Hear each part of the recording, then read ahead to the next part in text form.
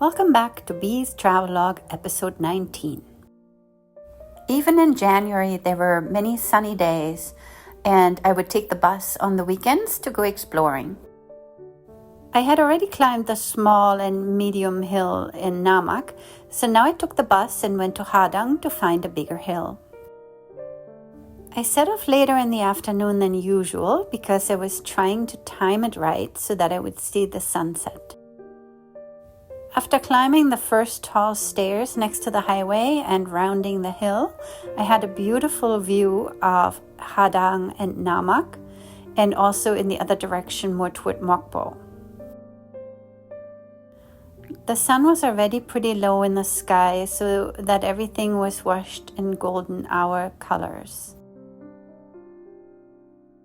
Climbing high and finding views always helped me to get a good overview of how everything was situated and where I could go next.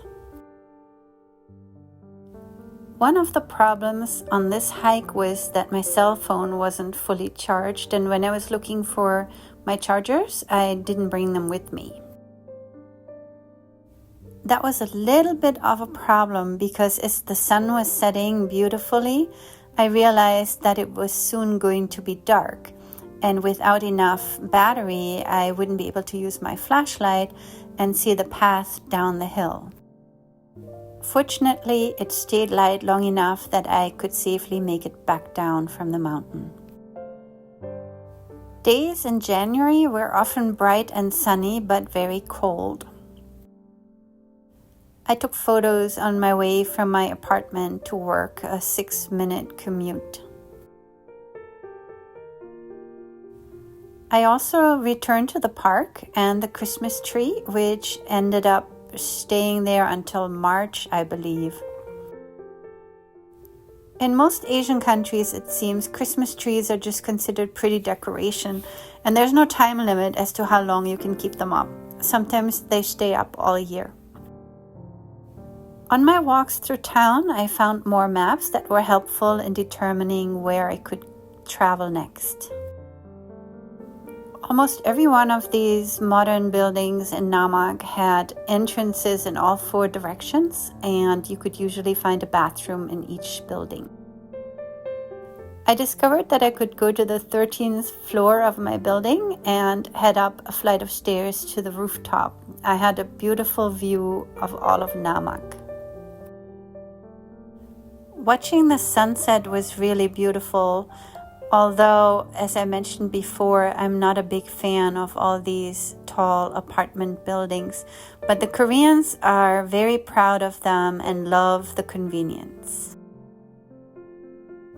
The next weekend was rained out, but I decided in the evening I would go out in the rain anyway, because I wanted to take pictures of the lights reflecting in the water.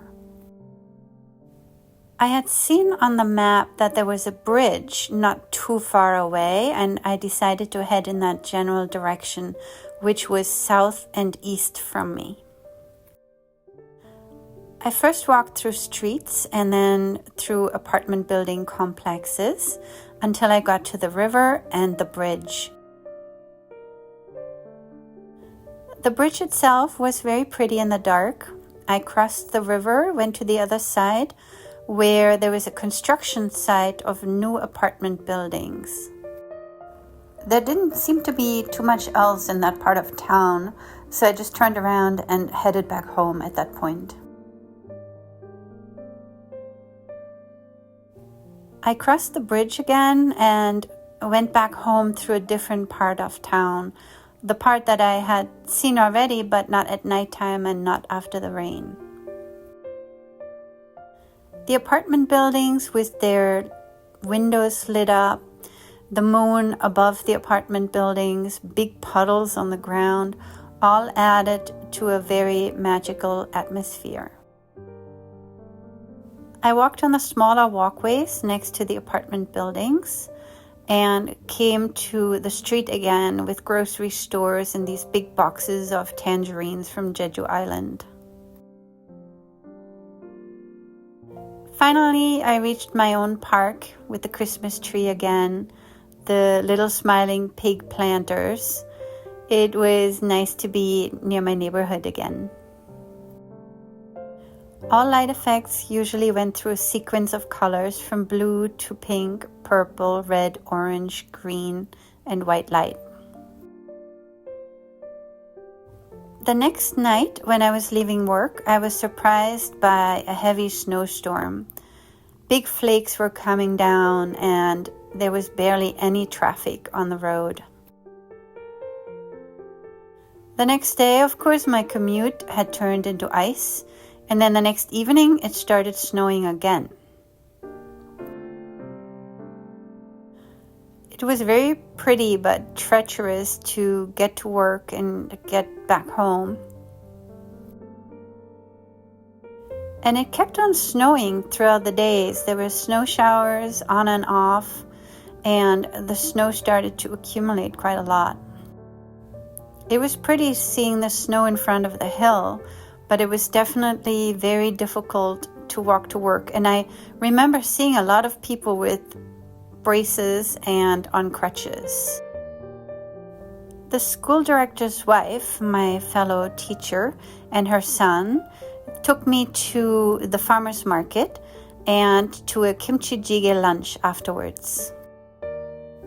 I later had my own salad and I made scallion pancake. The next weekend it was sunny and a lot of the snow had melted, so I decided to explore the government building that was across the street from my own building. As I mentioned in one of my earlier videos, Namak was founded about 20 years ago as the new provincial capital to take over from Gwangju. As I walked around exploring and admiring the architecture, I discovered that the trailhead to climb the tallest mountain in the area, the mountain right behind my building, was starting right here. So I decided to give it a try. I found this doorway and a path behind it that became less visible the higher I got. All the markers were in Korean again, so I had to use the Google Translate app on my phone to figure out what it said. The walk was very steep, but by the time I got to the top, I had a really beautiful view of all of Namak and Hadang and the river behind it. There were not many people, but one woman shared her candy with me. I found the top of the mountain and this marker. I was excited to have a view of the north for the very first time. It was like finding a magical land that I didn't know existed. From up here, the other hill I had climbed looked very, very small. I found out later, as I was going through the countryside by bus and KTX, that the look of Namak is very typical for South Korean cities. Most of them have these numbers of high-rise apartment buildings next to each other. By the time I got back down from the mountain, it was already pretty late in the afternoon. I was pretty proud of what I had accomplished and happy that I was able to see so much despite it being January. Thanks for coming along, and thanks for watching.